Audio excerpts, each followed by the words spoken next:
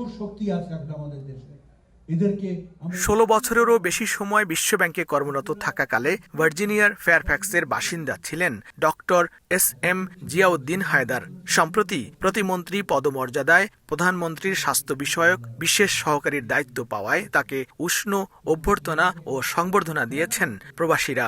আপনারা সংবর্ধনা অনুষ্ঠানে ডক্টর জিয়াউদ্দিন হায়দার বলেন, প্রধানমন্ত্রী তারেক রহমানের নেতৃত্বে দেশ এখন উন্নয়ন ও সমৃদ্ধির পথে।